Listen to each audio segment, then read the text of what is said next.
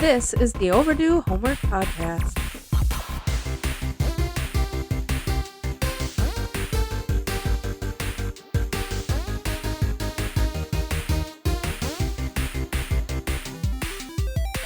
Welcome to the show. That's Trav. I'm Drew. And I'm Trav. This is the Overdue Homework Podcast, and as always, we are here to give you our opinions about 80s and 90s media. Please contact us, podcast at overduehomework.com. You can visit our website at overduehomework.com, or you can find us on our socials. Instagram and Facebook at Overdue Homework Podcast. It is that easy. Believe it or not, folks. It is that easy. It's almost like we may have planned to use the same name for everything. That was a good idea on our part. Yes, it was a very good idea on your part. Ayo. Okay, so before we really get into it, YouTubers and podcasters, this is the debut of our newish format. We're kind of going back a little bit to the way we used to do it. And you have better done your homework. That is the main point of this. Yes, you so need to start doing your damn homework. You've better done your homework. If you have not watched Sidekicks from 1992, turn this thing off and go watch Sidekicks and then turn it back on. Yeah, exactly. Yes. Don't actually turn us off. We need the views and the listens. Don't do it, but actually do it. All right, Trav. I want to ask you how you're doing, but I'm not going to. Okay. What I'm going to do is ask you the question that all our listeners and YouTube viewers really want to know. How's Doug? Doug is doing a lot better. Good, he's doing really good. Honestly, it's insane that it's only 3 weeks post-surgery, and he's running around. He's great. Trying to jump, which he's not supposed to do. No jumping, Doug. But yeah, the main thing is to keep him confined, which he absolutely hated before already, and I feel like he thinks, what did I do to deserve this? He doesn't get it. But yeah, he's got another week of crate rest, and then we should be able to let him be a little more normal for Doug. That's good. That's he's good. Walking around. He's kind of got limp noodle legs every now and again, but he's pretty good at walking himself. We don't support him anymore, and great. He poops and doesn't sit down into the poop. Gross. It was. But not anymore. He's doing really good. I'm also doing good. Good. I was just going to say though now. You weren't going to ask. I was going to say now I'm going to ask, how are you doing? Yeah, I'm doing really good. I'm honestly more excited for this episode than I've been in a long time, just because we got this new little candid format, and it's going to really see what our listeners are made of, because you got to do your damn homework, people. Do your motherfucking homework.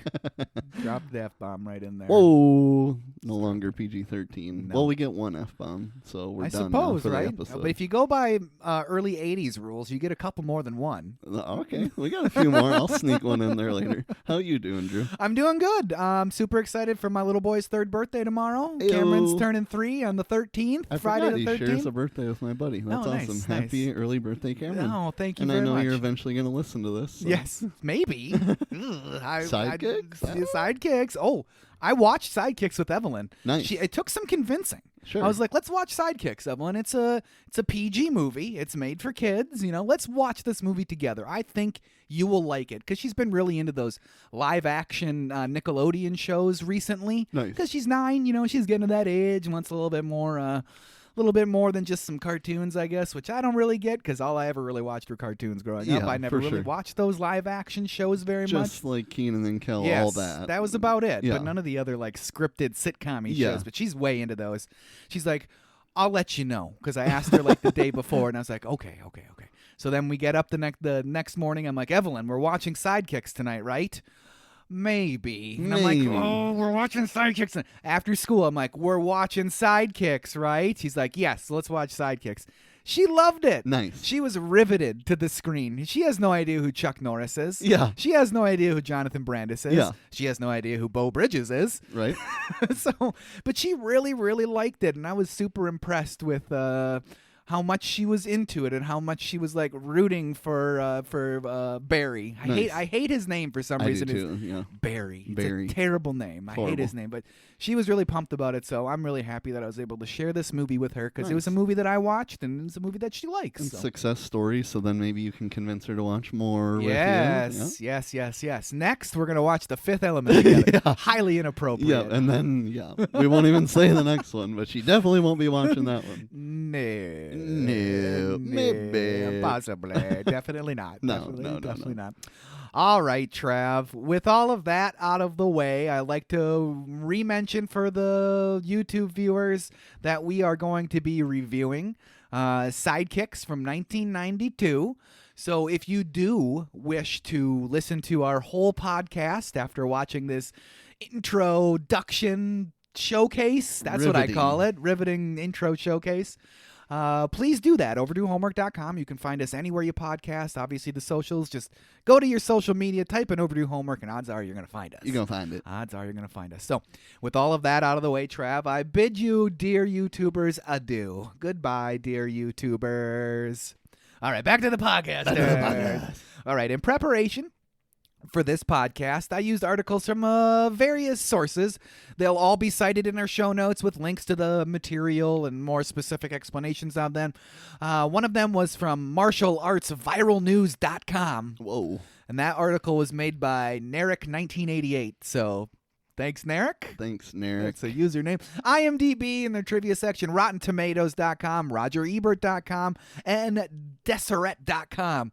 And this article on Deseret.com is from May of 1993. So it was right after the movie was released. So it's like an article of the time. So that's kind of cool. Nice. That's kind of cool. And our homework review, of course, is Sidekicks from 1992. Directed by Aaron Norris, which you could probably infer is Chuck Norris's younger brother. Nice. You could probably written by Lou Iller, Galen Thompson, produced by Don Carmody, starring Jonathan Brandis as Barry Gabrewski, Chuck Norris as himself, Bo Bridges as Jerry Gabrewski. Jerry named his son Barry, so you got Jerry and Barry. Jerry and Barry. Okay. Mako as Mr. Lee, Joe Piscopo as Kelly Stone. Kelly Stone. I for some reason really enjoy his name in this movie. I don't know why, but I really enjoy his name. Do you enjoy it as much as Chase Meridian? No, Chase Meridian is probably the GOAT of names in our podcast. Definitely. That's pretty. Dr. Chase Meridian. Danica McKellar as Lauren. Of course, that's Winnie Cooper from The Wonder Years. That makes sense. Winnie Cooper. That makes sense. In 1992, that's peak Wonder Years. Like, she probably had to take a break from Wonder Years to do this movie. Yeah. Winnie Cooper. We'll talk some more about Winnie Cooper a little bit later.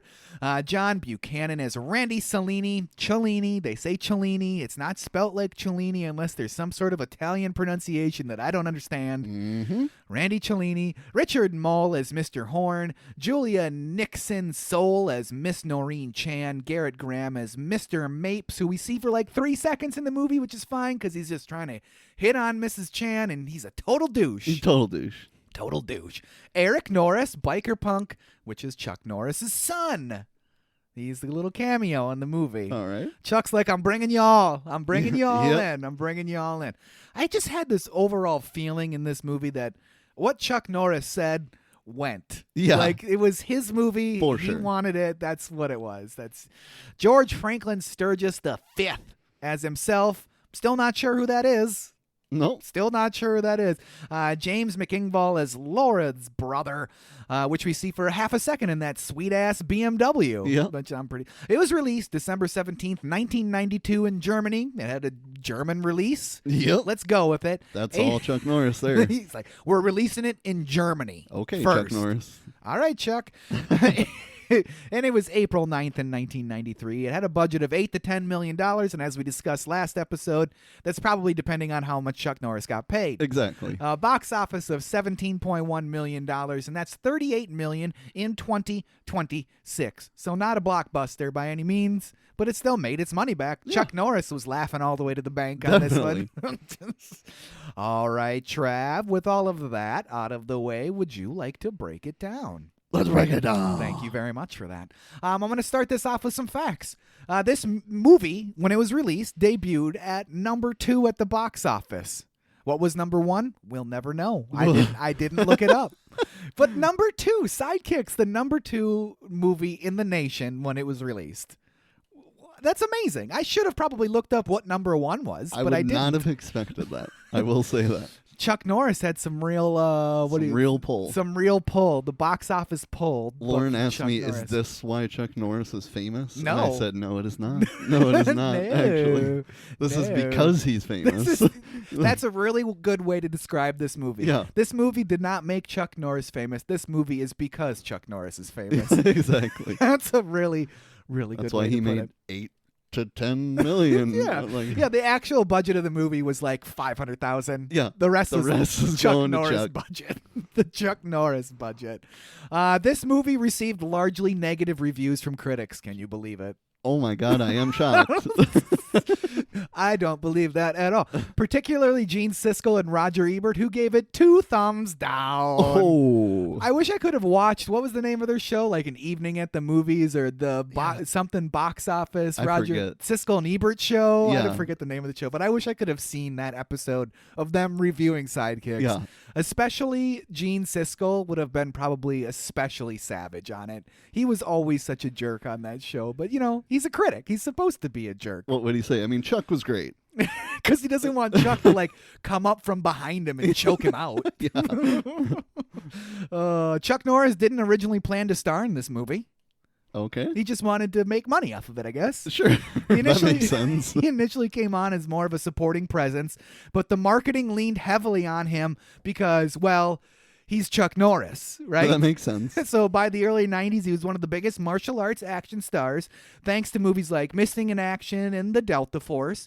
The studio knew exactly whose face should be on the poster. Yep. Chuck Norris. Chuck Norris. Chuck Norris is in a movie. He's going to be the star of the movie. There's no other way. Obviously. There's no other way. He could be in 2 minutes of the movie and he would still be on the poster of the movie. That is like, I'm pretty sure that is a constitutional amendment. Yeah. Right? It is. I'm pretty sure. Pretty sure Fact check that, email us. Spelled out in our Constitution that if Chuck Norris makes any appearance in the movie, he is de facto star of the film. Front and center. Jonathan Brandis did most of his own martial arts training for this movie. Before the film, Jonathan Brandis was not a trained martial artist. Damn. Can you believe? I can believe that. I can very much believe it. He trained extensively for the movie, so the tournament scenes would look convincing, considering he was a teenager at the time. He actually holds his own pretty well on screen. Do you agree does he hold his own pretty well on screen? I do not. You don't think so? I don't think well, so. Tell me. The only scene I think he does hold his own is the very end with the nunchucks. Is pretty legit, but then we immediately have to go to the disguise because he's not that awesome. No. This is the way I think of it.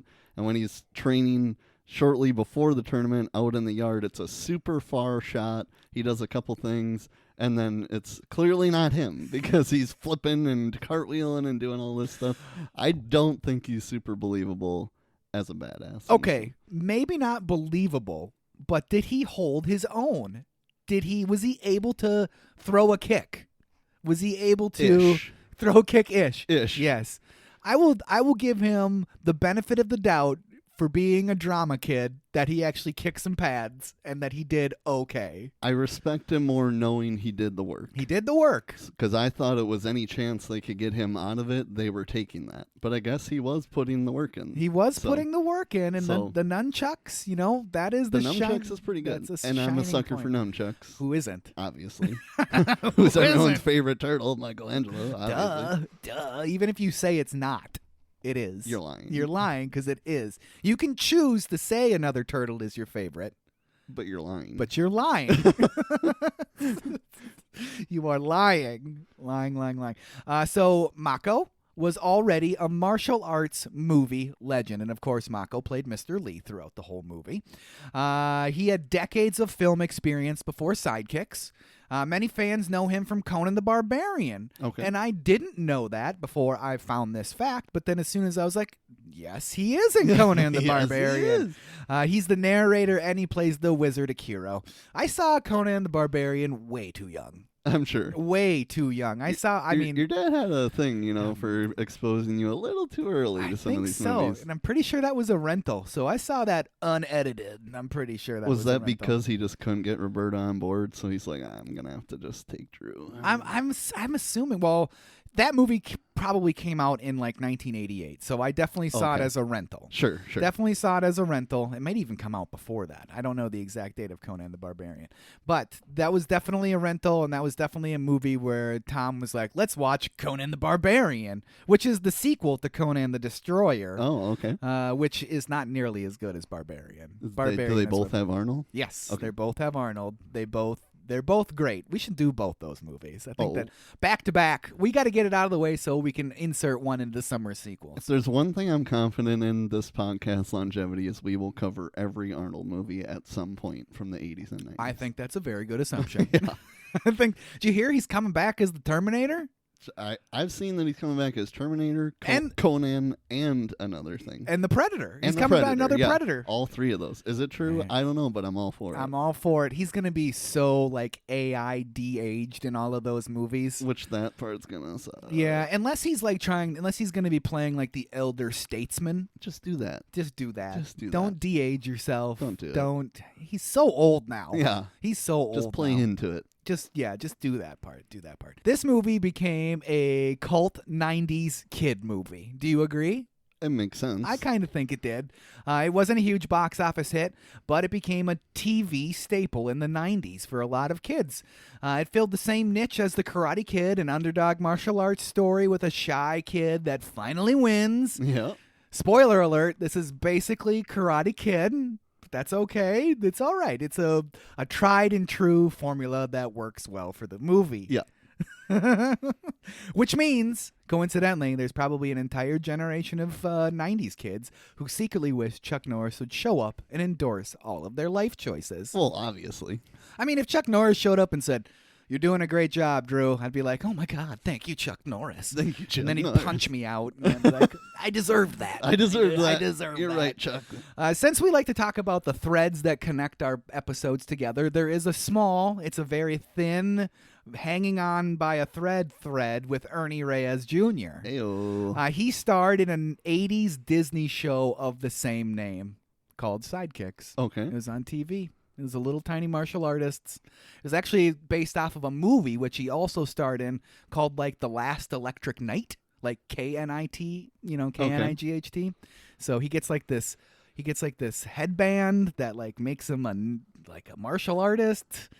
I didn't really dig too much into it. I just saw that there's a tiny connection, so I'm like, let's go with it. Let's go with it. Let's go with that.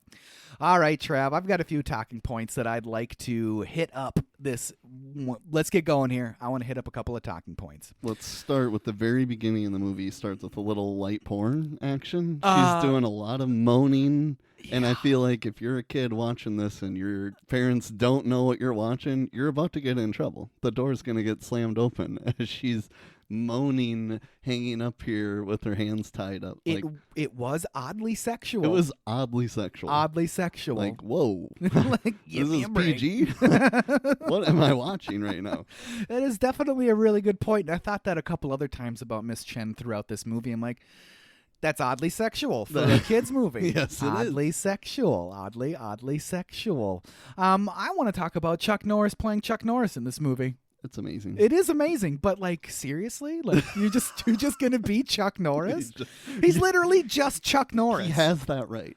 I guess you're right. He does have the right to only play himself. I mean, he's a character that's larger than life. Yeah. And he's just Chuck Norris. Legitimately.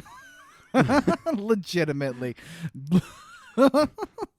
I will say that the second thing I wrote down on here is Jonathan Brandis is rough for me. He's rough. He's rough for me, just the acting in general. Like I said, I got a little more respect knowing that he was doing the work for the martial arts. But, man, I didn't watch this as a kid, so I have no nostalgia pull whatsoever with this. Didn't like him in the movie. And the funny thing that you say that is because he's like probably one of the best actors in the whole movie. Yeah. Most everybody else is worse than him. I agree. Most everybody else is worse, much worse than him. I agree. And so he is like forced into carrying this movie. Yes. And he's not good at it. He's not good at it. He's really not. He's really not. To play on your Chuck Norris playing himself, I put the Chuck Norris commando scene when he pops out of the water is fucking epic. There's my second F-bomb. Yes. Fucking epic. Only to be ruined by Brandis then popping out right next to him. Like Barry. I don't know. It's the facial expressions. Chuck pops up looking like the most badass military commando, you're screwed situation. And then here comes his little buddy. Here he is. Barry. Me too. Me too. I'm your sidekick. I'm going to shoot this gun too. I just don't like him. I'm sorry, but I don't.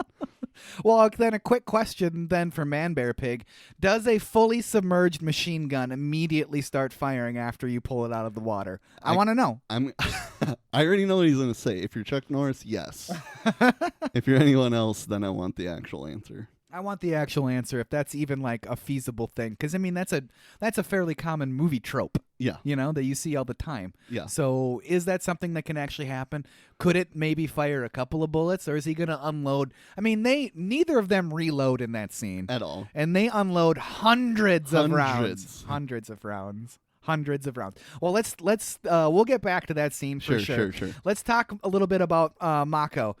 He steals some scenes in this movie, right, Mr. Lee? He is surprisingly good in this movie. I think he's probably the best actor in this movie. I agree. He's my favorite in the movie. Yes, he is he's like super warm. He's funny. His acting is good. He's very believable as the racist character that he was forced to play. Yeah. He's playing a caricature of an older Chinese man. Yeah.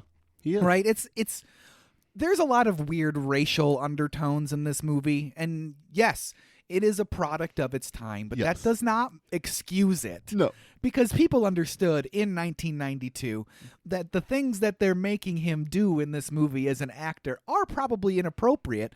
And I can't help but think when I see him, especially like playing into some Chinese gentleman stereotypes, where I'm like, what was he thinking about while he was being forced to wear these stereotypical clothing that you'd see from an older Asian man that's immigrated from China? Yep. The shaved head, the stereotypical facial expressions that you see in movies with Chinese men that are like, what was going on in his mind? Like, this is a paycheck. Money. I know the role that I have to play in Hollywood if I want to be in major motion pictures. Pretty much. I don't know. He was nominated for an Oscar in 1966 for a movie called The Sand Pebbles. Well, damn. Yeah, Best Supporting Actor. He did not win, but he's got some real chops. That's insane. He's got some real chops, and I loved him in this movie. And R.I.P., he died in 2006 at age 72. Damn. R.I.P., buddy. I mean, 72 and 2006 this movie came out, and so 92. he was like 66, 64 years old. Doesn't look it. No. Way to go, dude. You did a great job. Did a good job, buddy. Did a good job of aging. What you got for me, Trav? Next thing I have is I get to a certain point. I think it's probably the second or third time when Chuck Norris is on the screen. This is for our coworkers. At some point in Chris' life, he 100% has to have been Chuck Norris for a Halloween, right? Yeah, come on. I agree. I don't know if Chris will listen to this, but you're Chuck Norris, okay? You're the most Chuck Norris, non-Chuck Norris person I know. He needs a beard. Which he used to grow a beard occasionally, but he hasn't grown. He does in a long need time. the beard, but he's got the look, man. He does. He does. He does. He needs to wear a karate gi to work. A karate gi to work, or just go full Western. Full Western, Walker, cowboy boots, Texas Ranger bolo style. tie. I can see Chris in a bolo tie. 100%. 100%. Chris, bolo tie, please. Do it. Please, buddy. Do it. Please, buddy. What did you think of the asthma angle in this movie? It's weird to me. It is it not? Like, I don't know enough about asthma, but is that a thing where somebody can just be like, I think it's a weakness that really doesn't need to, you don't need your fucking thing, and you can just throw that away and just start running to school. No. Completely psychosomatic. It's all in his mind. He'll die. He will die. If he's been diagnosed with asthma, he could potentially die. Yeah, not to sound too crazy, but we had somebody pass away in our high school who was running the mile for gym, and I don't know if his what the hell is it respirator inhaler was out, or somebody couldn't get it in time, and he passed away. Oof, that's scary stuff. That's insane. That's scary stuff. And this guy's like, do it. Do it. That's how you're gonna get stronger. You're running 2 miles to school, buddy. Yeah. Do it. And he does conquer. I don't know. It just makes him super pathetic in the beginning of the movie. It does. I mean, not only is he bullied, but he has terrible asthma. Apparently, Terrible asthma. Terrible. I mean, Yeah, I mean, I wrote down I did genuinely feel really bad for him when Lauren rejects him kind of that first time when he's all confident that it's going to work out. And then he runs home and he's like confident and can't breathe and crying. I'm like, okay, that pulled on my heartstrings a little bit. It does. All right, Barry. It does add another layer of like you said, sympathy for the character instead of just being a total dweeb in school and having like... Barry is not just daydreaming in this movie, correct? He is having full-on, like, schizophrenic hallucinations. Yeah, he's not. He 100%. He needs medication, and not karate. Yeah, and his dad just ignores all the warning signs of this. It's just like, oh, what a daydreamer. Like, no, he's talking to his hallucinations throughout the. He's got some serious mental issues. Serious mental issues. The asthma angle is interesting. It was an uncommon thing that you would probably see in movies. It's like a double whammy. He's a dweeb, and he's got terrible asthma, so feel sorry for him. Because, I mean, Jonathan Brandis is a good-looking teenage boy. Yeah. Which is a weird thing to say on a podcast. But it's true. But it's true. It's true. He was a handsome man. Handsome man child. It's the hair. That hair is pretty 90s epic. Both him, Barry, and Cellini are doing a lot of hair flipping and a lot of hands through the hair. Yes. Mid-fighting. It's not just, randomly sitting at their desk. I mean, it's roundhouse kick, fix the hair, get back to it. It's mind-blowing, but it's pretty funny. Did they have somebody on the staff of the movie production that was there just to spritz their hair with water? I would have to assume so. So every time there was a cut, somebody, the director, whatever, Chuck's younger brother was like, all right, wet him down. So I would have to assume so. That's what I want to believe, at least. Definitely. Wet them down. A big like, wet them down. It's rule of 3. I had to say it 3 times, I guess. This is it's the oddball Chuck Norris movie made for children. Yes. Is there another one? I don't know. I don't think so. I mean, he did Walker, Texas Ranger as a television series, which is a very family, Christian-oriented Texas crime drama, you know? And, he gave that one kid AIDS. I still can't think of his name. But it's an interesting, like, Chuck Norris his first foray into family media. Yeah. It's just not something that you'd see from Chuck throughout the 80s and 70s, Nope. Did you like him in a movie where he had a softer side as opposed to just being an action star? Is it weird to see somebody like Chuck Norris be the softer, more supportive, like go get 'em guy? Or would you rather see somebody like Chuck Norris just blowing people's brains out? Probably the latter, but I have no problem with him in this movie. I think he does a really good job. I mean, he's a believable nice guy. Yes, he is a believable nice guy, because from what I understand, Chuck Norris is actually like a really good dude. Just overall is like just a really good dude. Like you would meet him at a con and you would be like, damn, he's as cool as I would hope. Like the way he was conversing with people during the tournament when Miss Chen went up, was like, excuse me, and he's in mid-conversation. He's like, yes, what can I do for you? Yeah. Like, that's close to reality, apparently. For sure. So that's pretty cool. Nice. Does this movie set a trend for hard-nosed action stars to do softer family comedies? Obviously, Arnold did it first, because Kindergarten Cop came out in 1991? I'm not 1989? Something like that. It might even been later. It might have been more like a 94 or 95. I thought it was 95, but it's been a long time since maybe Chuck's just a trendsetter. There we go. Those action stars converting over to family comedies. Because, let's see. Well, Stallone's done it with Stop or My Mom Will Shoot, right? That was him in that one. It's kind of a family crime comedy. Obviously, Arnie's done it a few times. Yeah.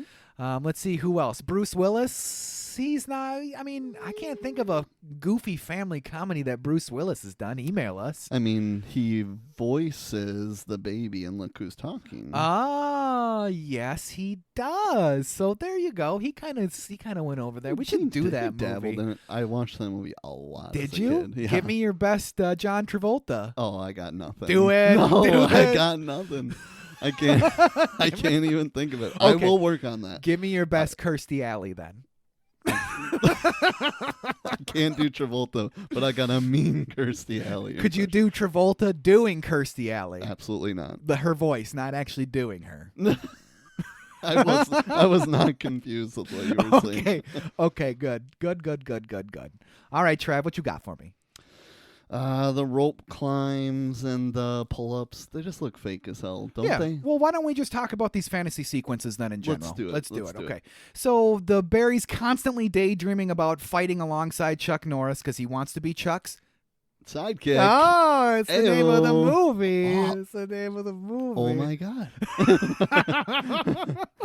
So some of the scenes were actually inspired by Chuck Norris's movies, obviously, right? Right. Yeah, obviously. Like Missing in Action is one of the clearest homages. The fantasy sequence with Barry and Norris emerging from the water, like we always in the POW style rescue of the film, and the machine guns firing after being totally submerged in water. And then Joe Piscopo in Yellowface. Like, honestly, Joe Piscopo in Yellowface, like, you can't do that. Like, you're dressed, he is wearing makeup to look Asian and has Asian facial hair. Yeah. You can't do that. No. You can't do that. You can't do that in 1992. I know. Seriously. Why can you do that now? Why can you do that? You can't do it. No, You can't do it. You can't. You just can't do it. I do like all the explosions and all that stuff in that sequence. Specifically, it's very like, military exploding, all that fun stuff. The machine gun rounds, lots and lots of fun. Delta Force is another one that it was parodied. Elements of the military style commando action and hostage rescue scenarios. That's Barry's Fantasies resemble that movie. Especially when he's in the classroom and he mistakes Miss Chen for a ninja. Yeah. When he's literally talking to his hallucination out the window. Yeah. Like, is that not like, to me, that's like textbook psychotic mental break. The person you're hallucinating outside your window, you can't hear them. It's almost like a bad dream. And you're like, what? What? Yeah. And he's like, Barry, get out of there, Barry. And then his excuse, Miss Chen, I was working out a Charlie horse in my forearm. That's Right. a thing? Sure. That ninja coming through the door or through the wall was pretty sweet. That was Mrs. Chen. I got to assume that the person that did all of the stunts in the white ninja suit and then that ninja, it was all the same guy, right? Gotta the be. same guy. Should have been Ernie Reyes Jr. Should have been. I would even taken an Ernie Reyes Sr. in that case, Yeah, Either one. My favorite hallucination, I'll say it wasn't a daydream, I'm going to say hallucination, it was the Hitman one, where they have the sweet-ass mullets. Oh, yeah. Definitely the slicked back hair. The sweet-ass mullets, absolutely urban action cop style fantasy sequence. The mullets, like I said, amazing. I loved the vats of smog and MSG that were there. Yeah. Now Joe Piscopo's eyeliner, loved his that's eyeliner. The one with, like, he's the orchestra or whatever. Just doing his best Fantasia parody. I mean, that's what that's directly lifting from. The Mohawk guy in the armchair, like, that was... Why didn't we see them tie him up? I don't know. Give me 2 seconds of that. Yeah. They could have even made it, like, super comical with, like, a whole bunch of, like... Right. Seriously. Smoke and stuff, or dust and stuff. They could have... Help me! Help me! And why does every one of the villains in that sequence have a very high voice? I don't understand that. I don't get it. I don't understand that. I do understand those sawed-off shotguns that both Barry and Chuck had, because Jonathan Brandis makes a sawed-off shotgun look pretty sweet. He does. Chuck makes it look amazing. Yeah. Makes it absolutely amazing. And then also, I love how Barry just pulls, like cartoon Looney Tunes style, just pulls a rocket launcher out of thin air, basically. Pulls it on out. And then Chuck... And it's loaded already. Completely loaded. He, like, puts it on his shoulder, and he looks over at Chuck, and Chuck's kind of like, I don't know about this. And then Barry's like, huh? Come on. And Chuck's finally like, okay. All right. Shoot the rocket. Blow him up. Just completely blow him up. Nods of approval. Yes, okay. I did put that up. the Western scene is the worst, best daydream of the movie.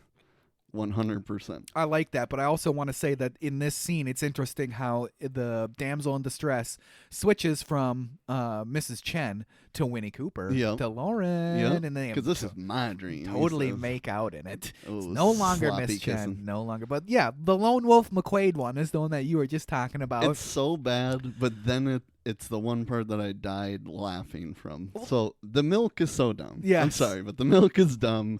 Barry's delivery just sucks. Leave her alone. And that was too much like Batman, because I can't even talk like Barry, but he does it so pathetic that I can't handle it. But the standoff is amazing when he says, if you're wrong, you're dead wrong. And then he hits him with that was for nothing. And then he bitch slaps him and says, that was for something. That I died all 3 times that I watched this movie out loud, because okay, Brandis got me there. I enjoyed the bitch slaps. He got me there. The bitch slaps, that was for nothing. That was for something. I really enjoyed that. I did really enjoy that. That one was very cartoony. It was almost as cartoony as the Warehouse one. The Warehouse one was ultimately the most for sure cartoony, weird one of the group of them. I do have one question about the Lone Wolf McQuade fantasy sequence. Yeah. Why were they soaking wet when they entered the bar? Nobody knows. Nobody knows. Because apparently they just needed to be doused with water in between every scene. Wet them down! Wet them down, baby! I did like how Chuck was like, make my milk too. Yeah, and then dead silence. Dead silence. Like they're all making fun of Barry, and then as soon as he does, okay. It would have been a really good twist in this movie if Barry would have just shot him right in the stomach. Just killed him. The sequence is over. Just boom. Roll credits. Roll credits. The movie is over. The Octagon was another movie that was kind of parodied in the fantasy sequence, loosely riff on especially the ninja-themed martial arts elements.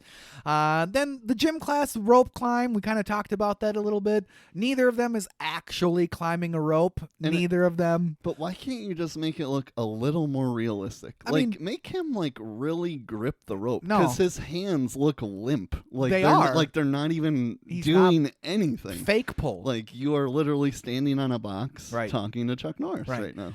And you can't tell me that Chuck would not have been able to actually climb that rope. Exactly. He almost had to not do it because Brandis can't do it. He couldn't even do it Brandis couldn't even do it while standing on a scissors lift. Couldn't even do it. I can't do it, guys. I can't. Chuck, let him down. Right then is when Chuck's like, all right, I'm gonna need more money. So that's why we got the 8 to 10 million. 8 to 10. This kid is pathetic. What about the Nazi dungeon? Did you like the Nazi dungeon? The Nazi dungeon. Where he's getting, the chain thing around him getting tightened down by the gym teacher. Not the biggest fan of the Nazi dungeon. Do you know that's Bull, right, from Night Court? Did you ever see Night Court? Okay, that's a pretty decent show from the mid to late 80s. That would be worth your time to go back and watch. He plays like a really oafish, what are they called when they're in the courtroom and they're like the police officer in the bailsman? Not bail bondsman. What are they called when they're the police officer in the court? Bailiff. He plays the bailiff in this Night Court in New York City, which is it's pretty good. He plays a pretty good evil Nazi. I'll give him that much. Yeah, he does. The monocle he had on his eye though was kind of weird. Yeah, because it was like a weird prosthetic that they were like it was kind of like taped to his eyebrow. It looked weird to me. I was like, I don't like that. I don't like that. Just no monocle, or at least let it fall out, and then you can just move on from the fact that he had a monocle. Just let it fall out. He's angry, right? Of course it's gonna fall out. That thing's not sticking. That's not sticking to him. And it does turn out that Nazi dungeon was just a fantasy because Barry was having a medical emergency. Right, exactly. A complete medical emergency. And in that scene, we find out that the doc says that his asthma is basically psychosomatic. Like, there's no scarring in his lungs. I don't know what his deal is. Yeah, he's just a little bitch. That female doctor, I think your son's a bitch. I think he's a bitch. I do like with the hallucinations in general that he inserts they're not fantasy sequences, they are hallucinations. Yeah. I do like how he inserts like the characters from his life, the people in his life, into the appropriate, because his bully, Randy Cellini, was in the Warehouse one, which his voice is, and he gets a good punch on Randy Cellini in that one, that's for sure. That one you wouldn't even know that's Cellini. No, you would not. He does a good job disguising his voice. That kid was a surprisingly decent actor. Definitely. And minus the yellow face situation, it is somewhat enjoyable to me to be like Monty Python type where they're playing so many different roles in the same movie. Like, that made it fun. I do have to say it's pretty obvious through the first 3/4 of this movie that Barry has the hots for his dad's GF, Mrs. Chen. Obviously. Like, obviously, who right? doesn't? Obviously. They have a weird, like, Barry, not Barry, what's his dad's name? Jerry and Mrs. Chen, Noreen Chen, have, like, this weird, like, will they, won't they dynamic that is, like, very, very, like, veiled. It's not, like, super obvious that that's what's happening. Also not believable. Not believable. And like, what is it about Jerry and his, like, inadequate parenting that just gets her riled up right away? Because this is, like, the first time she's met with him. Yeah. Ish. Yes. Because I think they mentioned that she's talked about this with Barry's problems before. I'm going to have to meet with your dad again. Yeah. But is this the first time Jerry's somewhat taking it serious, but he still doesn't really seem to be taking it serious? No. He's pretending like they're super close. Right. But then 2 seconds later he says, we went through something serious and we should be close. But we're he's not. Basically admitting they're not. And then she's like, I'm kind of starting to dig Jerry. I don't get it. I don't get it. You're a bad father and you're a workaholic, huh? I'm into that. I'm into that.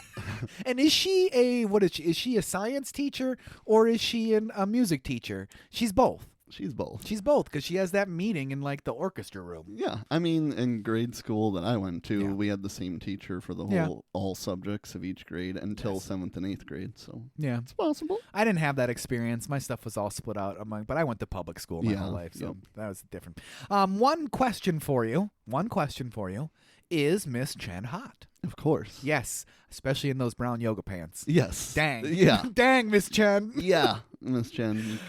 Dang. I can see why Jerry's into her. And, I don't understand why. You know, that's probably why I was so distracted by those brown yoga pants that by the end, when she does her little graceful form, I'm wondering, like, why is it not more badass? But they actually mention in that scene where she's practicing and showing them her kata. That's what it's supposed to be. Like, it's not actually like a power form that she's doing. It's graceful. It's graceful. It's beautiful. And Jerry could never do it. No. And she believes he can. And he totally mocks her when he tries to. Totally does. When she tries to get him to do it. And she loves it. Yeah, he's like, oh, you're so silly. You're mocking my culture and what I've been training for my whole life. All that matters is your heart. Like, okay, sure. And so then we have that electric moment where he touches her hand on his heart. Yes, Ooh. They love each other. They love each other. He's lucky. But yeah, she's very hot. She is very, very hot. That is very, very true. Very, very true. I'm just thinking about this now. Those weren't yoga pants. She was probably wearing a full-on brown leotard, right? Probably, 90s actually. style with the sock warmers. Yeah, probably. She needed to take that sweater off. I want to see what she's got working with underneath there. Give us a little Sharon Stone Total Recall action here. Oh, that reminds me. One person that will never be on our grip strength list is Barry. Yeah. Never. He is so... Oh, yeah. He's never going to be Never, ever. What you got for me, Trav? So we're to the point here, I think, where Barry gets this magic potion that he's supposed to drink, and he is told to drink this every day and twice on Sundays. And he goes home and literally pours half of it into the first cup. So I don't understand how it goes from potentially an 8-day supply to clearly he's only going to get 2 days out of this magic potion. Right. What? I just don't get it. Oh, that is very funny. That is very, very funny. Well, let's talk about Randy Cellini for a second. He's like 35, right? Definitely. He's pulling the Rob Schneider here. 28 years old, playing a 14-year-old. I don't know how old they're supposed to be. I would say, that 9th, 10th, 11th. Definitely not seniors. Definitely not seniors. They're not driving themselves. No. Lauren and Barry. It's true. So. I could see Mr. Cellini having a mortgage. Yeah, definitely. He's like the 20-year-old who keeps failing. That's very, very true. Did you like how Mr. Lee kind of just adopts Barry without asking any questions? Zero questions. He's like, yeah, I'm into this. Let's do it. Sure, I have nothing but time. Nothing but time. Because nobody comes to my restaurant. Zero paperwork. No parental discussion.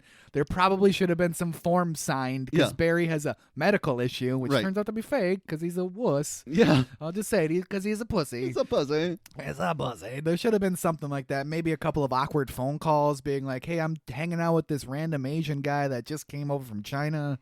Is this okay, Dad? And his dad would have been like, sure, I don't care. Yeah, sure, whatever. I don't care. Fine. I don't care. Did you enjoy Winnie Cooper in this movie? Definitely. Yeah. She's like, it was like a 90s TV icon at the time. It was The Wonder Years was a classic in my house. Did you watch The Wonder Years growing up? Not much. That's Fred Savage? Yes, Fred Savage. So I've seen some of it. Daniel Stern narrates it. Really? Yeah, that's cool. Interesting indeed. It was like my parents' childhood because it took place in the mid '60s through the early '70s. That's like, I mean, my dad graduated from high school in like 1972. Sure. So like it was his childhood. Like, I can't even think of his name in the Wonder Years. Man, what was his name in the Wonder Years? Can't think of his Kevin. Like Kevin and my dad were probably like the same age in that. And I'm assuming you heard the rumor that spread across the world before the internet about Kevin's friend in the Wonder Years. Absolutely not. No, and how it was actually Marilyn Manson. Yeah, it's not Marilyn Manson. I wish I could remember Kevin's friend's name. I can't think of that either. Boy. Her family has that sweet-ass white BMW, like I said, and she's kind of into Barry, right? A little bit into Barry. Not really. She was feeding him answers in class. Yeah. To more poke at Cellini a little bit, because he's a douche, so why not, right? Definitely. She pities him more, like she's like the I can fix him type of girl, right? Yeah. Kind of I can fix him. She still likes him, even though she kind of pities him. I like you, but not like that. Not like that. I just feel so bad for you. Until she so does. mean. Until she does. What about Joe Piscopo? Did you like Joe Piscopo in this movie? He is Kelly Stone. Oh, yeah. I mean, He's fine. I did. He makes you hate him right away. Yeah. Not because of his bad acting, Yeah. but just like, I could see wanting Chuck Norris to beat his ass eventually in this movie. Joe Piscopo was a cast member on SNL in the 80s. Okay. He And- does look familiar, but I Yes. couldn't recognize what I know him from. He does a really, really good, what's his name? Old Blue Eyes. I can't believe I can't think of his name. Singer from the 50s, 60s, 70s. Very famous. Sings all New York, New York. What's his name? Oh man, why can't I think of his name? I'm embarrassed that I can't think of his name. I got nothing for you, Drew. Oh my god. Well, he does a really, really good impression of that guy. I can't think of the goddamn. I was surprised that they didn't try to work it into the movie because he did that on SNL all the time. Yeah. Joe Piscopo was really, really fine in this movie. It was fine. He's heavy on the machismo, like you said. He's there to make you hate him. He's also there to give you comic relief. But he wasn't in the movie enough throughout the bulk of the movie to give you real comic relief. Yeah. He plays the bumbling idiot in most of the hallucinations. Right. So there's built-in comic relief, but you don't need Joe Piscopo to play the bumbling idiot you don't need a comedic actor specifically to play that role. Right. You don't need Joe Piscopo. I mean, he's buff as shit, so I'm sure that's why I keep wanting to say Barry Manilow, but it ain't Barry Manilow. Jesus Christ, I'm embarrassed that I can't think of the name of the dude. I'm going to have to look it up, Trav. He's got the badass hair, though. I think that's part of the casting. Like, okay, your hair is amazing, so you need to be in this movie. He does have really good hair, and he is buff as shit. He is buff as shit. Buff as shit. So I'm going to search Old Blue EYS. Old Blue Eyes. Frank motherfucking Sinatra. God damn it. God damn it. Fuck. Man, there's going to be a lot of angry listeners. I'm just how long that took. I'm just glad that I finally figured it out. So there's a little look behind the scenes there, dear podcast listener. So what do you think about the build-up to finally get the Barry Cellini fight that's actually a decent fight? In the gym? In the gym. In the gym. And he finally kicks Cellini's ass and gets the babe. He does. Lauren pitied him until he kicked Cellini's ass. Then she's all for it. She's inviting herself to the zoo trip. I mean, yeah. Can I come with? What are you doing this weekend? And she runs away all like a giddy high school girl would. I don't know. I think I'd be kind of pissed.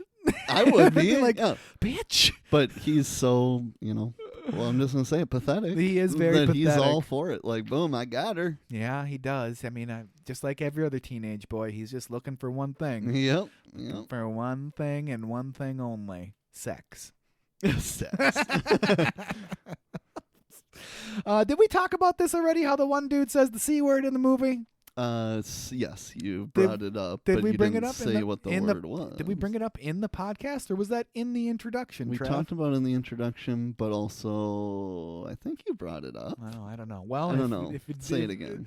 I'm not going to say it. Well, no, I'm not going to say it, but When we meet Mr. Lee at the beginning in the airport, he tells the guy he calls him a CH blank blank blank. Yep. That was not appropriate then. No, it wasn't. It's not appropriate now. No, it isn't. At least the guy gets his jacket lit on fire, I guess. I still don't know how he got that cigar into his pocket because his hands were in his mouth. Right. And all I could think of the whole time was like, you're going to put that random other dude's cigar on your mouth? Yeah. Like, don't do that. Definitely. That's how you get COVID in 1992. It wasn't even a thing, but you could get it then. It wasn't even a thing.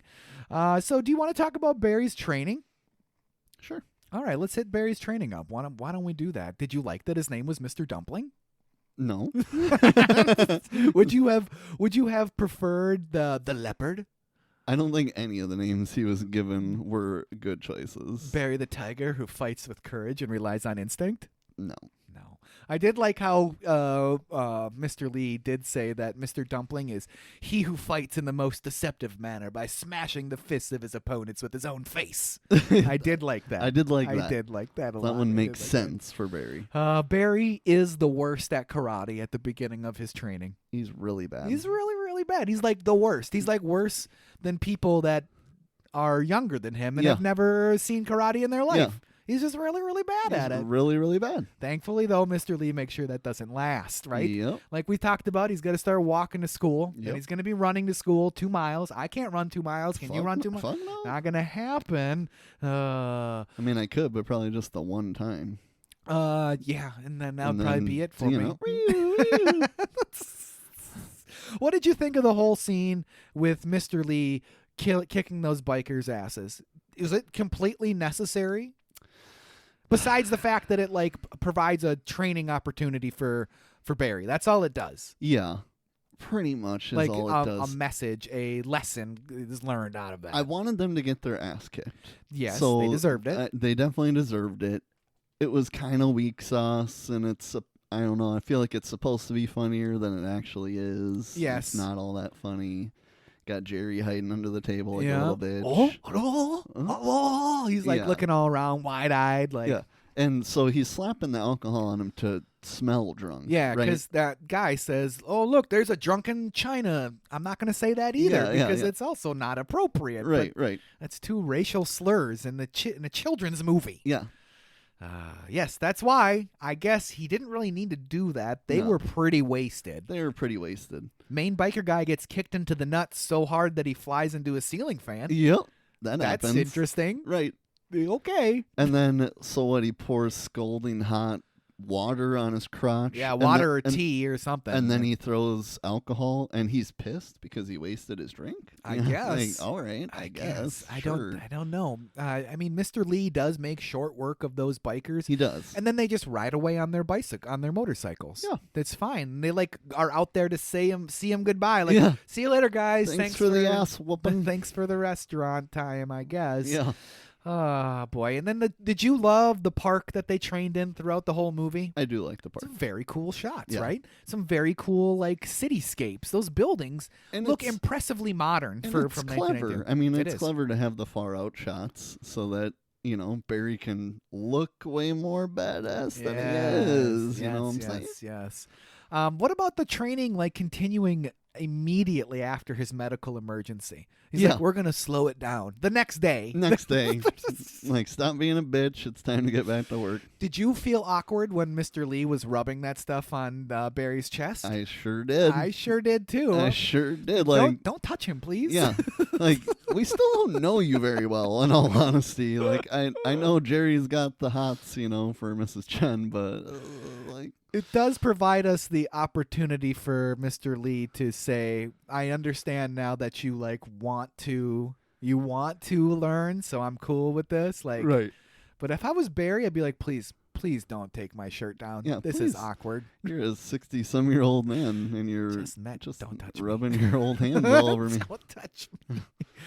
There is a good montage with the running and the breath training, like the in 1, 2, 3, 4 out. Like, I get it. We're training the lungs, which if you have serious asthma, which Barry's like sucking on that I can't think of the word now, inhaler, like it's going out of style. Yeah. Like he must, She's like, let it happen, Barry. Like, chill. Like, I don't think this is helping you. Don't think you're supposed to do that. No, with an inhaler.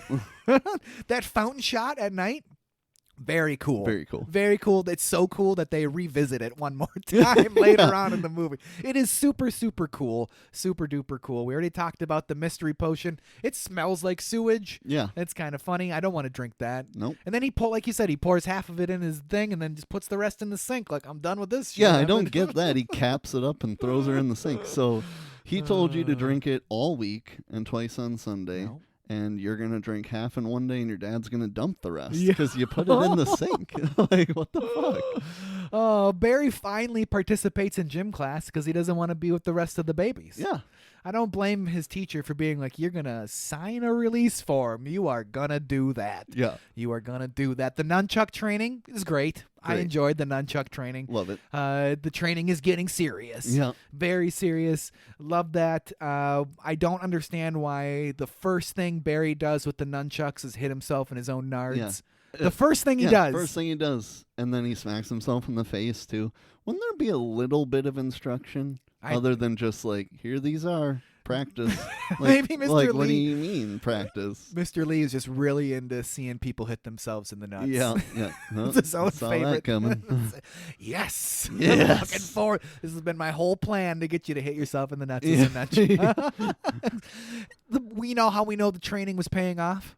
We know the training was paying off because now Barry's catching the dumplings that are being thrown at him. Yep. It's working. It's working. It's working because why not? Of course. Because why not? Barry's kicking much harder now in the training sequence. Mr. Lee's got to put a football helmet on. That doesn't help with kicking that giant pad, but sure. Nope. He waves him off like, I can't handle this. You're kicking so hard. Nobody believes that. No. Nobody believes that. And then finally, Barry's just breaking bricks. Yep. Yep. He's just He breaking did bricks. it. He did it. And flinging those nunchucks around like a pro. Training's complete. Yep. That's it. That's it. That is it. That is it. All he Trev. needed was a few days practice with That's it. zero instruction. He's good. Just wing it. Just wing it, man. Just start singing. Jerry's probably like, so, Mr. Lee, what's your sequel? He's like, I don't fucking know, man. Fuck if I know. I just gave him some nunchucks. Just gave him these nunchucks and and this said, nasty-ass potion. and it worked. It I worked. Guess. You going to pay me now or what? Yeah. Oh, Trav, what you got for me? You know, it's tournament time, right? Oh, it's tournament time. Before we get to the tournament, do you want to talk about some favorite lines that I had? Sure. Okay, Barry's dad, when he goes and meets Kelly Stone for the first time and he walks out onto the mat and they're like, hey, no shoes on the mat. And he goes to take his shoes off. He's like, oh, double knots. Double nuts. He's such a nerd. Such a nerd. Such Got a a hole in the nerd. big toe of the sock. Yeah. Socks too. Everybody just dies laughing. I like how Mrs. Chen, when Jerry shows a little concern about what's going on with Mr. Lee and Barry, she says, if my uncle doesn't behave himself, I'll break his arm. Don't mess with Mrs. Chen. Don't mess with Don't Mrs. mess Chen. with the bike during the biker invasion when they're like Gabrewski. Oh my god! And Jerry's like, it is a funny name. It is a funny gym class. The gym teacher has a couple of really good lines. Yeah. And, wake up! This is not nap time. Wake up! Or this is gym class, not nap time. Wake up! What are you, a man or Marvin Milquetoast? Some good lines right there. The kitchen with Mr. Lee when he's making that potion. You think magic should win a taste test? Then nobody would drink Pepsi-Cola. I don't really understand that line, but sure, I liked it. I don't get it. I don't either. Gym class again. Once Barry decides to join in gym class, and gym teacher gets right on his face and says, Gabrewski, you drop dead, and I swear to God, I'll shoot myself and come on after you. Yeah. That's aggressive. That's aggressive. That's aggressive. I'm going to kill you. Kill myself. At first, I'm going to shoot myself to make myself weak enough so you have a chance, you little bitch. And then when Barry does challenge Cellini, And he said, it's going to be different this time, you know. And Cellini says, you want to learn karate, huh? I'll give you your first lesson for free. Which is just an ass whooping in his eyes, at least. Yeah, he is fairly successful, but Cellini. It's pretty back and forth. It's pretty back and forth. And Barry's winning over some of them girls that are like, whoa, he's Barry. beating up Cellini.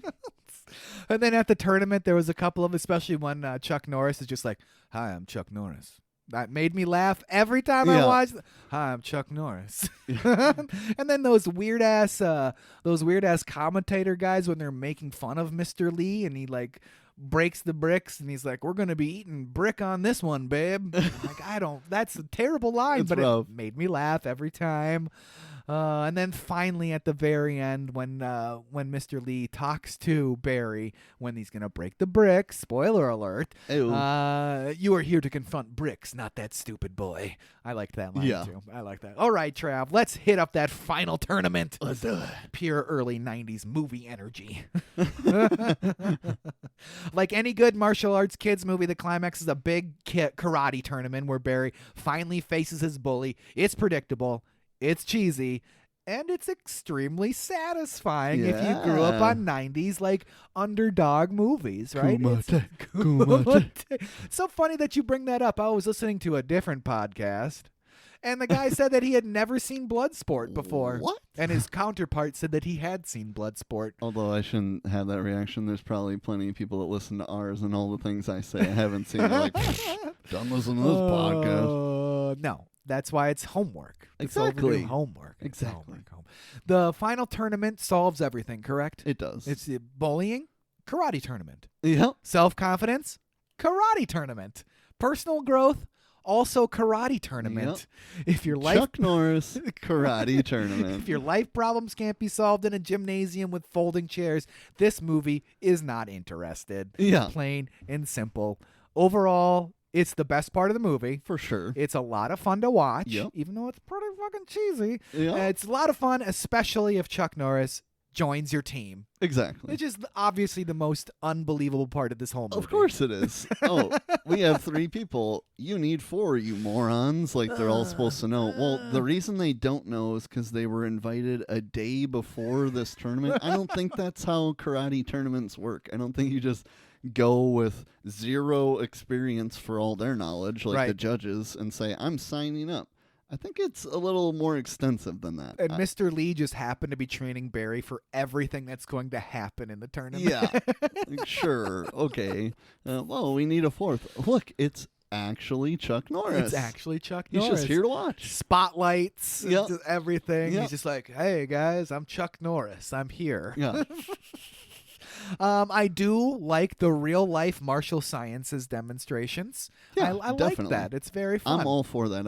My cousins were like super into karate, so I've been to a lot of actual things like this, and they're badass. Yes, they're very cool. Especially, back in the 90s, it was like Mortal Kombat people would be using as their form music and all sorts of crazy awesome shit. Well, you bring up the form music, and it seemed like the form music was like the same for everything, it was, right? yeah. They just played the same song for everyone. It definitely was added in post-production. Definitely, 100%. Somebody was on a keyboard watching the movie, like, like they were doing it. They were doing it. The woman's kata. Yep. It was fine. It was fine. Miss Chen wins 2nd place despite being the worst. Yeah. She was the worst. It was really rough. Like I said, but I guess I didn't know it was supposed to not be badass. It's supposed to be graceful and an art. Definitely supposed to be graceful and an art.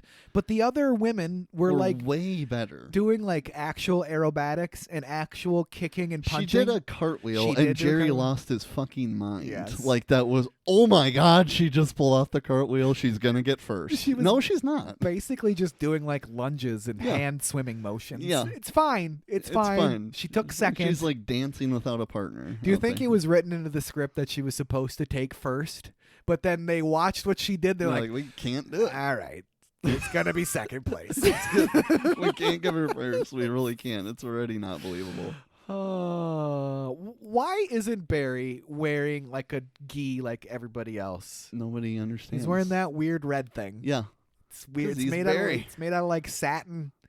It doesn't do him any favors because he is one skinny guy. Yeah, he is. Very skinny. Very, very Which knobby. is why as soon as they can get him out of that thing and dress him in his white imaginary ninja costume, then he can do all the crazy stuff he wants. He can do it all. It doesn't matter. The brick breaking, Randy, he breaks 8 of them, which is pretty impressive. Pretty impressive. Mr. Lee breaking bricks in an apron.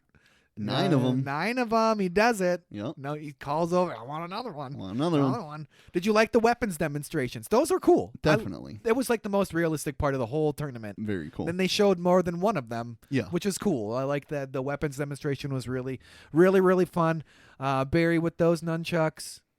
Like, way to go, Jonathan Brandis. Definitely. I'm going to say, way to do that. That was the most badass part for Brandis in the movie. Until it's not him in the white outfit. Yeah. It's obviously not him. Obviously. But it's still a great demonstration. It's really cool. I do like the shot of Barry walking towards the camera when it transitions. Yeah. He's really flinging those things, you know. It looked like, I mean, he put in some work for that. Right. It was very cool. Like, that part sold me that he was actually doing that. And now knowing he was trying, it's possible. Like, I don't know if he actually was, but that's the only part that I believed he was in the movie. Barry was using his well, I shouldn't say Barry. The movie was using Barry's hallucinations throughout this whole movie as of showing his escape from reality. Right. And then we get a hallucination at the very end when he's performing and should be the most present he's ever been in his life. Right. And he's pretty much conquered these hallucinations at this point. He's not really having them anymore. That's true. The last one we had was the warehouse one, and that was a good 10, 15 minutes ago at this point. Yeah. And up to that point in the movie, they were happening every about 5 to 10 minutes, you know? And so it is interesting. It's weird. It takes me out of the movie a little bit because we've been presented this idea that his hallucinations are not what's actually happening. Right. This is being fabricated by Barry in his mind, and now we're to believe what we just saw as a hallucination is what actually happened. Right. It took me out of the movie. It was fine. It looked cool, but it was still it's a weird choice to just completely switch up the dynamic or what's the word I'm completely switch up the mechanism that the hallucinations were playing throughout the whole movie. Right. It was fine. It was cool to watch, but as it goes for storytelling, I didn't like it. Right. Doesn't line up. It doesn't line up. The men's freestyle fighting. Here's the real pinnacle of the movie. Yeah. The real Chuck versus Stone.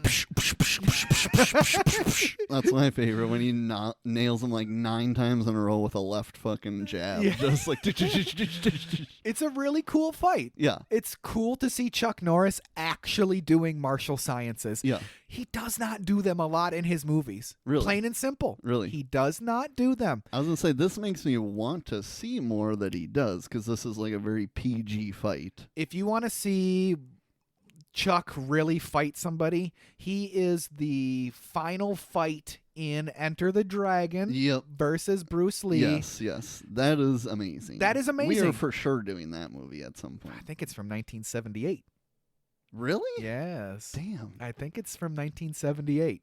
I Well, might be wrong on that. We're going to Maybe always wish Hold we on could a second. do that movie. Hold on a second. I have it here. Let's take a look. This is for you, YouTubers. Let's not knock over everything. Let me get this thing out of here. Enter the Dragon. Come on out of there. Enter the Dragon is from 1973. Jeez. Yes. Damn, Yes, son. 1973. So, I mean, if you want to see some badass stuff, that'd be pretty cool. Maybe we should bring back the extra credit, huh, Trev? Hey. I'll fix that some other time because I don't want to ruin everything. So, yes, if you want to see some actual Chuck Norris really fighting, that's the movie to go check it out. Otherwise, he's playing an action star that punches and kicks. I mean, he's got some kicking going on in Walker, Texas Ranger, but he's wearing those tight-ass jeans. I don't know how he's kicking anything in those jeans. Right. I don't know. Something about karate kicks and cowboy boots that always was a little bit weird to me. For sure. They just don't go hand in hand. I'm sorry. They do not go hand in hand. That is for sure.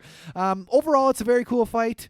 Piscopo provides some pretty good comic relief throughout the fight, which is fine.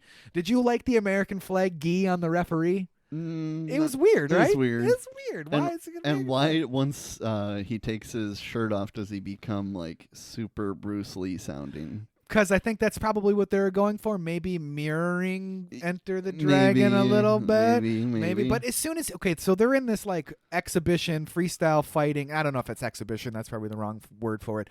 But he takes his gi off. He takes his padded gloves off and then goes flying at Chuck Norris. I kind of feel like if you did that in a real competition, that the fight might have ended. The referee 100%. probably would have stepped in. They would call it. Yes. Like, but it what are you doesn't doing? matter. It doesn't matter because Chuck kicks him so hard that he does multiple backflips. Yeah, like a quadruple backflip. In place. In place. In place. Even my daughter said, he didn't go anywhere. And I'm like, no, he didn't. He didn't go anywhere. Good call, Evelyn. He did not go anywhere. Good call, Evelyn. Good call. So, after all of that is said and done, it turns out that our Team Stone and the Frying Dragon, which is a great name for their team, Yes, I it enjoy is. it, are tied at 36 points. Yep. Did you pay attention to the scores of the other teams? No. The next closest score was 10 points. What? And all the other teams had like 6 points, 0 points, 5 points. Why did they even show up? Why did they even show us the score? Yeah. Because it's weird. I That don't is understand really how weird. the scoring works at all. I don't So let's pump up the drama. Yep. It's a time for a tiebreaker. It's a tiebreaker. It's time for a tiebreaker. It's Gabrewski versus Cellini. Right. Gabrewski versus Cellini in the final Breaking. event. Brick breaking. Did you like how they're like, call it in the air, and the guy just like flips the coin over Yeah. onto his hand? Yeah. It's heads. All right. Okay. No questioning that, I guess. Cellini. It's Cellini. He breaks 7 bricks, even though he broke 8 Before. Right. It's all right. So does Barry. Yep. That's not believable. That's not believable at all. At all. At all. At all. And he doesn't look believable doing it either. No. He totally pulls his punch on every one of the times he does it. Definitely. Doesn't even come close to actually His striking. body's all contorted Yeah. weird, like nothing. There's no believable force coming down on them. Jonathan Brandis kind of looks like he's got scoliosis or something while he's doing it. I don't mean to be offensive, but it's what it kind of looks like. Yeah. Rickets, scoliosis. Rickety-cricket. Rickety cricket. That's right. Rickety cricket. So round 2. Cellini, he goes for number 9 Yep. after calling for an extra one. He Yep. just puts up the one finger, Yep. universal symbol in karate tournaments for another brick. Give me another brick. He only breaks 8 out of 9. Yep. Son of a bitch. Didn't see that coming. Didn't see that coming. Not one bit. So Barry can win it all if he breaks 9 bricks. So Can you break 9 bricks? if you light them on fire, then I think I could. Well, that makes it harder. If you Right. light them on fire, well, at least a whole hell of a lot cooler. A hell of a lot cooler. I mean, that was the last thing I wrote down was why the flaming brick? Why not? I said more badass? Yes. Is that too obvious? He does it, He does it. and he wins it all He wins it all. because it's a movie. Yeah. No questioning that Mr. Lee is just, dousing these and Where did he get the lighter fluid from anyways? He just walks around with lighter fluid. Yeah, sure. They're just like, okay, that's not dangerous at all. Go ahead. Go ahead. I will give Brandis some chops or some acting chops here because those bricks were really on fire and he really did hit those. It was not a very good hit, but he really did hit those flaming bricks. Yeah. And he looked engulfed in flames there for a second. Yeah. So I'll give you some props there, R.I.P. Jonathan Brandis. R.I.P. Nobody can see that. You can. You can, dear YouTuber, if you're watching this. If it makes the cut, I guess. So I didn't know that he also was R.I.P. R.I.P. So that's why I didn't see him as an adult in anything. No, suicide in like 2009. Jeez. Yeah, that's R.I.P. crazy.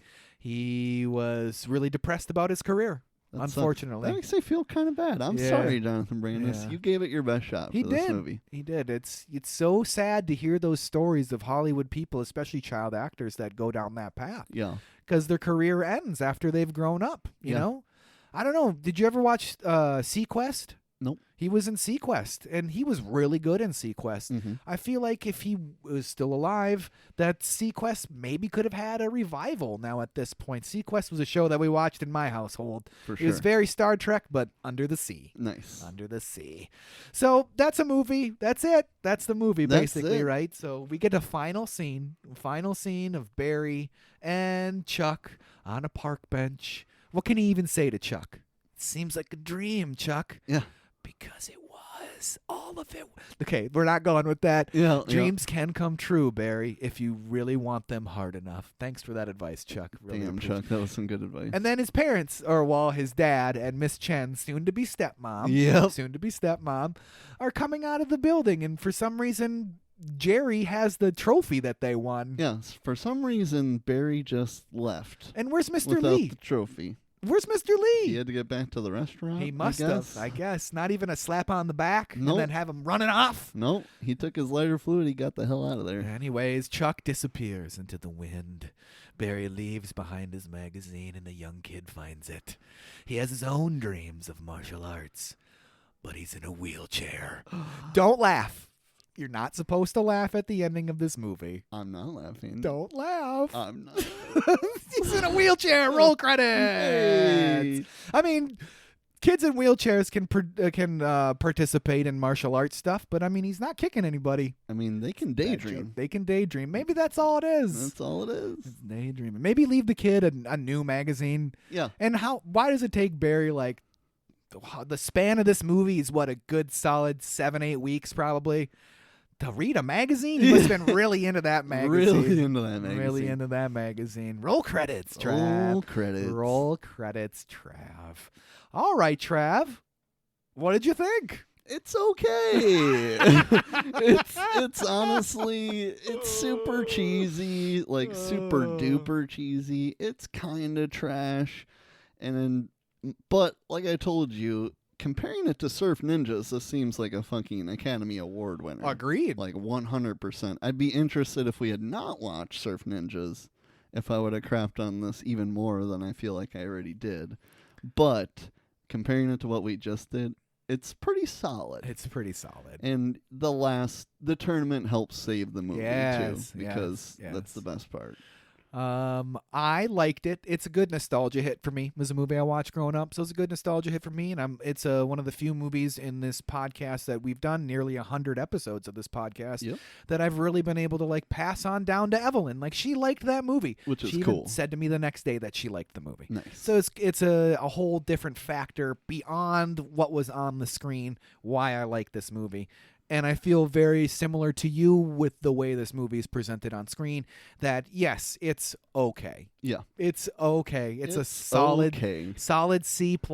Yeah. You know, it's fun to watch. For sure. It's not overly long. If this movie would have been another 20 minutes, it would have been unbearable. I tried to think, like, what would I watch sooner? And I thought, I will watch this before Surf Ninjas, but then before my thought was over, I thought, I'd probably see myself watching Surf Ninjas before this to show someone how bad it is, before I'd be craving the desire to watch Sidekicks again. So, I don't know. Man. But I am curious, Riley, have you watched this with your kid yet? Email us. Email us. I bet Podcast at OverdueHomework.com. I bet you his daughters would like this movie.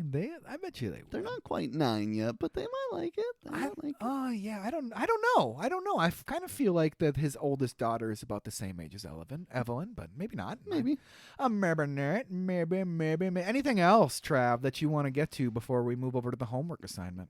I don't think so. I'm all sidekicked out. Yeah, me too. Of course, our homework assignment for next episode is The Fifth Element from 1997, French Les Cinémique Element. It's a French movie. Hey. It's a French movie. That's probably not even close to how you pronounce that stuff. But Sounded pretty French to me. Directed by Luc Besson. Screenplay by Luc Besson and Robert Marchamon. Les Incompetents. I'll stop doing that. Story by Luc Besson. Produced by Patrick Ledoux. It's impossible not to. All these French names. Starring Bruce Willis as Corbin Dallas. Gary Oldman, I'm a fan, as Jean-Baptiste Emmanuel Zorg. Ian Holm as Vito Cornelius. Mila Jovovich as Lilu. Mila Jovovich, I'm a fan. Obviously. Of course. Chris Tucker as Rudy Road. Yeah. This is like Chris Tucker's breakthrough, like, I'm on the big screen now moment in this movie. Luke Perry, R.I.P. Nice. Right? R.I.P. Luke Perry. Luke Perry, is he dead? I don't know. I think so. That's who they keep saying to distract people in basketball, right? Yeah, Luke Perry. Luke Perry. No, they say not Luke Perry. Do they say Luke Perry? Is it? No. Steve Perry. Steve Perry. It's Steve Perry. Yes, Steve from Journey. As Billy Masterson, Byron James as General Munro, Tommy Tiny Lister Jr. as President Lindbergh, Lee Evans as Fogg. Lee Evans. Remember who that is? Lee Evans from Mouse Hunt. Oh, shit. He's the brother, Nathan Lane's brother. Oh, nice. Yeah, Lee Evans. Charlie Creed Miles as David, Ivan Hang as left arm, Tricky as right arm, John Neville as General Steddart, John Bluthal as Professor Piccoli, Maywin Lebusco as Diva Plava Laguna. There we go. Inva Mola provides Diva's singing voice in this movie. Edited by Sylvie Landry. Music by Eric Serra. Produced by Gaumont. Distributed by Gaumont Buena Vista International. Released May 7th, 1997 in France, which is its official worldwide release date. It had a budget of $90 million. So that's a big budget for a movie like this. Box office of $263.9 million. That is $589.5 million in 2026. Thank you, U.S. inflation calculator. Finally have a blockbuster. That is a blockbuster, correct? Yep. That is a blockbuster. All right, Trav, have you seen it? I have not. Oh, you're in for a treat. This is a great one. I bought it on Blu-ray because You're- I've heard this is an amazing movie. You're in for a treat. You're in for a treat. All right, Trav, hit me with that outro. Outro. We have one email from the one person keeping us alive with the Yeah, emails. yeah. Man Bear Pig. Love it. He says maybe Flag Day?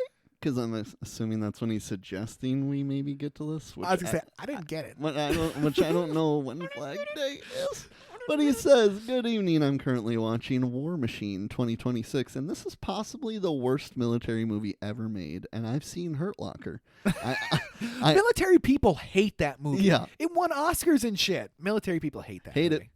Honestly, he says, I honestly didn't think Hollywood could make a more inaccurate piece of shit, but here we are. Great premise, but the execution was Mars Attacks meets Surf Ninjas. No bueno. See, he's on our side on Mars Attacks. He's at on our least. side, Man, 100%. that is like the worst combination of the two movies ever. Surf Ninjas meets Mars. Ack. Ack, ack, ack. I'd hate Rob to see it. Schneider saying ack, ack, ack. I'm Okay. surprised he didn't.